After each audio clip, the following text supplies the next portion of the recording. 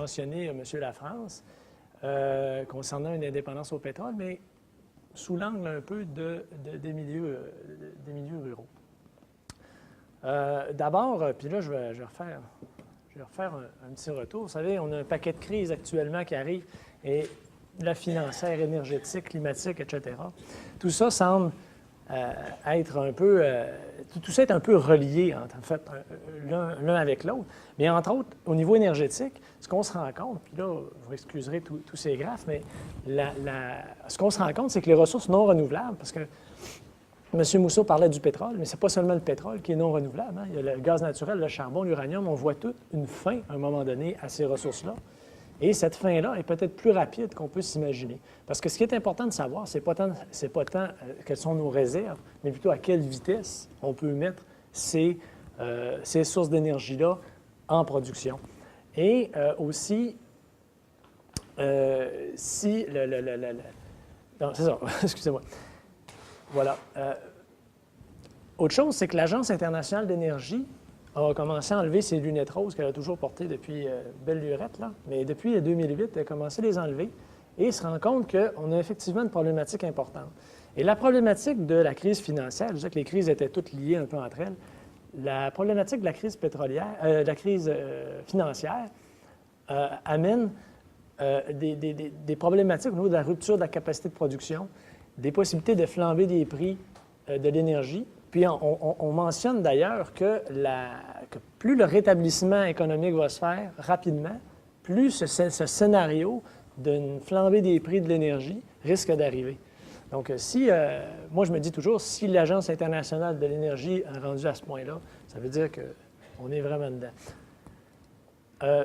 Et effectivement, quand on observe, j'ai pris les données du Dow Jones industriel, regardez la progression depuis le printemps, et j'ai regardé la progression des prix du pétrole, puis on se rend compte que les prix du pétrole croissent 2 fois plus rapidement que la valeur des marchés boursiers. Donc, c'est là qu'on se rend compte qu'il y a effectivement un lien assez particulier.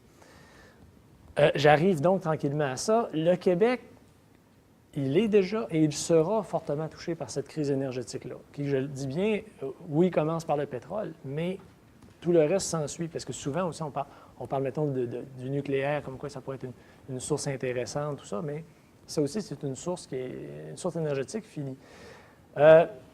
Au Québec, on compte à peu près 48,6 donc de renouvelables. M. Mousseau mentionnait d'ailleurs qu'on était très bien placé au monde à ce niveau-là, mais il ne faut pas oublier qu'on a plus de la moitié de nos approvisionnements qui proviennent de ressources non renouvelables, qui ne sont pas produites ici et dont on achète sur les marchés par ailleurs. Donc, on n'est pas dans l'imaginaire collectif. On s'imagine souvent que l'énergie, c'est de l'hydroélectricité. Mais ce n'est pas que ça. Et si on regarde, puis là, je passe les choses vite, je répète un peu ce que vous avez dit aussi, c'est qu'on regarde l'impact qu'a la progression des prix de l'énergie et on voit que, par exemple, jusqu'en 2005, on avait une perte de la balance commerciale de 9,5 milliards. Là, il ne faut pas oublier que les prix de l'énergie ont retombé, les prix de pétrole ont retombé, mais actuellement sont au niveau justement de 2005. Donc, on est encore quand même on voit la chute là, à partir des années 2000, le début 2000. Et si on fait une projection au niveau pétrolier, qui est une de nos principales sources, au niveau prospective jusqu'en 2030, on se rend compte qu'inévitablement, on a une problématique d'approvisionnement. Ici, dans les courbes là, qui sont en fait le rouge, jaune et vert, c'est si on conserve notre quote-part d'utilisation de pétrole mondial, c'est ce qu'on aurait disponible pour notre consommation. Sauf que les marchés, les pays producteurs de pétrole qui détiennent 96 des ressources mondiales de pétrole et de gaz, par ailleurs, et non, ce n'est pas les compagnies pétrolières, là, veulent utiliser leurs ressources, donc pour leur propre développement. Hein? On entend ça hein, au niveau forestier, on veut faire la deuxième, troisième transformation. Eux aussi veulent faire ça et le font. Donc, installent des alumineries qui fonctionnent au gaz naturel, etc. Donc, ce que ça donne, c'est que sur les marchés mondiaux, où est-ce que nous, on achète notre énergie, bien, il y a moins en moins d'énergie disponible. Et c'est ce qui est la courbe en bleu, finalement. Donc, la disponibilité du pétrole mondial, donc, va décroître plus rapidement pour nous à cause de ça. Donc, est-ce qu'on peut, on parlait de, M. Charcavoux parlait de projet de société. Je ne sais pas si c'est pompeux, là, mais dans mon cas, mais si on dit, est-ce que l'énergie peut devenir un genre de projet de société?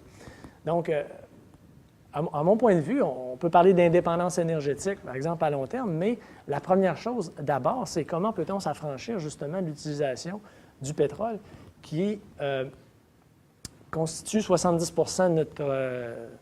de notre utilisation de sources fossiles d'énergie, qui contribue pour 60 dans nos émissions de gaz à effet de serre, donc qui est considérable. C'est donc, si on cible, on essaie de cibler où est-ce qu'on peut vraiment jouer, et à mon point de vue, c'est le pétrole. Oui, on utilise du charbon, mais c'est tellement mineur que dans le fond, on peut le laisser un peu de côté pour l'instant, puis se concentrer sur le pétrole. Mais ce faisant, on devra questionner nos façons de faire.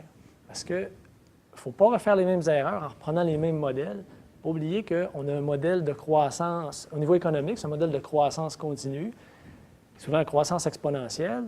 Et si on regarde la croissance de l'économie, mettons, si on fait une croissance d'1 %, on parle d'à peu près 1 % de croissance de consommation d'énergie aussi. Donc, il va falloir revoir nos modèles. Le modèle économique est intimement lié à nos modèles énergétiques. Et Einstein disait d'ailleurs, la folie, c'est de se comporter de la même manière et de s'attendre à un résultat différent. Donc, il est là le problème. Actuellement, c'est un peu ce qu'on fait d'ailleurs. Donc, les scénarios, en 2008, j'ai publié une étude sur les perspectives énergétiques du Québec. Et clairement, ce qui ressortait, d'abord, on avait 3 objectifs. C'était d'assurer les approvisionnements énergétiques du Québec. Ensuite, de pouvoir diminuer nos émissions de gaz à effet de serre de façon importante. Et aussi que les scénarios que je faisais soient des scénarios qui soient plausibles au niveau technique. Hein, si on veut installer des éoliens, on pourrait dire on va mettre 100 000 mégawatts d'éoliens, mais ce n'est pas comme ça que ça se passe. Hein, les réseaux de transport, etc. Donc, qu'est-ce qui peut être valide au niveau technique? Dans ce scénario-là, d'abord, on parlait d'économie d'énergie. On ne parle pas seulement d'efficacité énergétique. Ce qu'on se rend compte, puis là, vous lirez, là, c'est la première fois que je le vois dans un papier gouvernemental qui est le papier sur les cibles des émissions de gaz à effet de serre pour 2020. Là, on reconnaît enfin, parce que j'ai publié une étude là-dessus aussi, mais on reconnaît que l'efficacité énergétique amène parfois à une croissance de la consommation d'énergie plutôt qu'à l'inverse. Donc là, ce qu'il faut parler, c'est vraiment d'économie effective d'énergie, donc d'une réelle diminution de notre consommation d'énergie. Dans ce scénario-là, on donnait une année de référence 2005, donc on parlait de 12 % de moins de consommation d'énergie primaire. On parlait de continuer notre progression actuelle à 400 MW par an d'installation hydroélectrique jusqu'en 2030, de capacité de production. On parlait même d'utiliser de la biomasse forestière à vocation énergétique, dont, d'ailleurs, puis ça fait lever des gens un peu, là, une partie des attributions, on a même pris 20 % des attributions actuelles pour l'utiliser pour l'énergie. Il ne faut pas oublier une chose, d'ailleurs, dans le bilan énergétique du Québec, il y a 3 % de tout le bilan énergétique, c'est la bûche. La bûche qu'on met dans le poêle à bois, là, mais c'est 3 %, c'est 4 fois plus que le nucléaire au Québec.